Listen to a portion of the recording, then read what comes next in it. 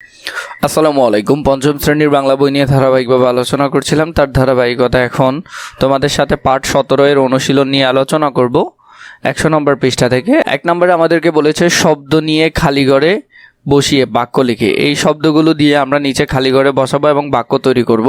প্রথমে আছে এলাকাটি ড্যাশ স্থান হিসেবে পরিচিতি পেয়েছে, ঐতিহাসিক স্থান হিসেবে পরিচিতি পেয়েছে, তাহলে এটা হবে ক নম্বর। খতে বগুড়ার ঢ্যাঁস এক সময় বাংলার রাজধানী ছিল, বগুড়ার মহাস্থানগড়, এটা হবে খ নম্বরে, এক সময় বাংলার রাজধানী ছিল। ঘতে দুর্গের চারপাশে থাকতো ঢ্যাঁস আর পরিখা, প্রাচীর আর পরিখা, এখানে হবে প্রাচীর, মানে বড় বড় উঁচু ভবন থাকতো। সাধারণত নদীর তীরগুলোতে ঢ্যাঁস গড়ে উঠতে দেখা যায়, সভ্যতা গড়ে উঠতে দেখা যায়, তাহলে এটা হবে ঘ নম্বরটা, সভ্যতা।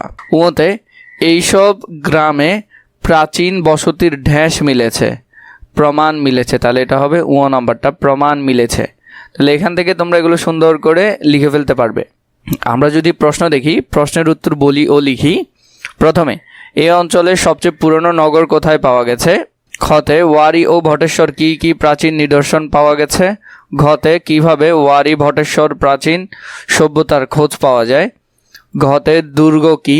উঁতে খুবই সমৃদ্ধ ছিল প্রাচীন ওয়ারী ভটেশ্বর অঞ্চল, কিভাবে এটি বোঝা যায়? তো এখান থেকে আমরা সুন্দর করে এই প্রশ্নগুলোর উত্তর এখন আমরা লিখব।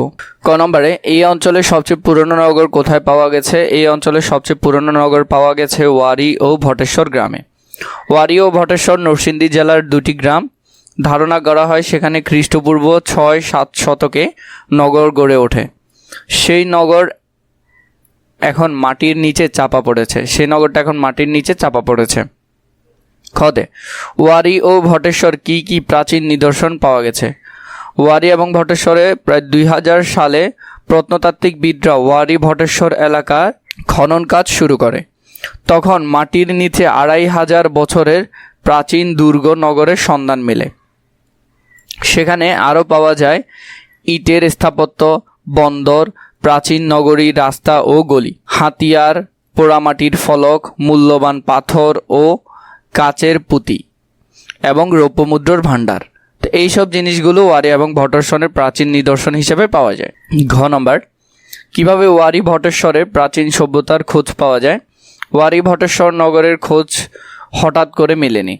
এখানকার সাধারণ শ্রমিকরা মাটি কাটার সময় এখানে প্রায় পুরনো জিনিস পেতেন। 1933 সালে প্রথম ওয়ারী গ্রামে একটা পাত্রের জমানো কিছু মুদ্রা পাওয়া যায়। 1955 সালে ভটেশ্বর গ্রামের শ্রমিকরা 2টি পুরনো লোহার টুকরো পান। এরপর 1956 সালে ওয়ারী গ্রামে আরও মাটি কাটার সময় রৌপ্য মুদ্রার একটি ভাণ্ডার পাওয়া যায়। এই ধারাবাহিকতায় 2000 সালে প্রত্নতাত্ত্বিকবিদেরা ওয়ারী ভটেশ্বর এলাকায় খনন কাজ শুরু করেন এবং প্রাচীন নগরীর সন্ধান পান। ঘতে দুর্গ কি?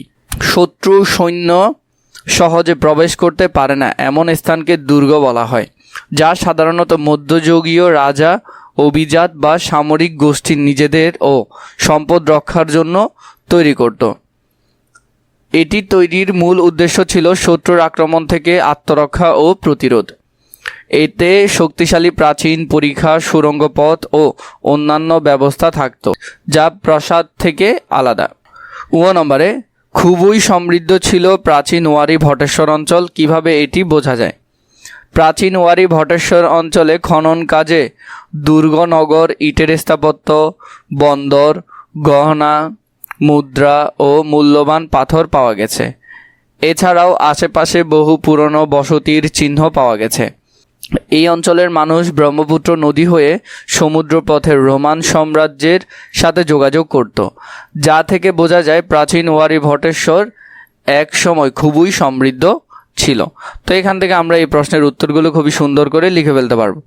3 প্রশ্ন বানাই। পাঠ থেকে কি, কেন, কোথায়, কিভাবে, কত, কেমন ইত্যাদি শব্দ ব্যবহার করে প্রশ্ন তৈরি করি এবং বন্ধুকে জিজ্ঞাসা করি। এখান থেকে আমরা প্রশ্ন বানাবো। ওই যে গল্প পড়লাম সেটা কি দিয়ে বানাবো, কেন দিয়ে বানাবো, কোথায় দিয়ে, কিভাবে, কত, কেমন, এগুলা দিয়ে আমরা প্রতিটা প্রশ্ন এখানে লিখব। 1 নম্বরে ওয়ারী ভটেশ্বর খনন করে কি পাওয়া গেছে? ওয়ারী এবং ভটেশ্বর খনন করে কি পাওয়া গেছে, কি দিয়ে একটা প্রশ্ন করলাম। খ কেন মানুষ ভাবে ওয়ারী ভটেশ্বর এক সময় অনেক সমৃদ্ধ ছিল? গ কোথায় পাওয়া গেছে অনেক পুরনো রৌপ্য মুদ্রা? কোথায় পাওয়া গেছে, এটা হবে কোথায়। ঘ কিভাবে ওয়ারী ভটেশ্বর অঞ্চলে প্রাচীন নগরের অস্তিত্ব আবিষ্কৃত হয়? উ কত সালে ওয়ারী ভটেশ্বর খনন কাজ শুরু হয়? চ কেমন ছিল ওয়ারী ভটেশ্বরের পুরনো নগর ও মানুষের জীবন? তাহলে কেমন, আমরা প্রতিটা দিয়ে একটা একটা করে প্রশ্ন রেডি করলাম, এগুলো তোমরা সুন্দর করে বইয়ের এই অংশে লিখে ফেলবে। 4 নাম্বার, আজ, গতকাল ও আগামীকাল শব্দ ব্যবহার করে একই রকম বাক্য লিখি। সুজন আজ বেড়াতে এসেছে, সুজন গতকাল বেড়াতে এসেছিল, সুজন আগামীকাল বেড়াতে আসবে। তো এই শব্দগুলো আমরা যদি দেখি, এই শব্দগুলো দিয়ে আমরা আজ, আগামীকাল, গতকাল এগুলো দিয়ে আমরা কি তৈরি করব? বাক্য তৈরি করব। তাহলে এখানের মধ্যে আমরা লিখতে পারি আমার মামা আজ বাজারে যাবেন। এরপরে আমার মামা গতকাল বাজারে গিয়েছিলেন, আমার মামা আগামীকাল বাজারে যাবেন। তো এইভাবে করে তোমরা আরও 3টা সুন্দর করে লিখে ফেলতে পারবে এই খালি জায়গার মধ্যে।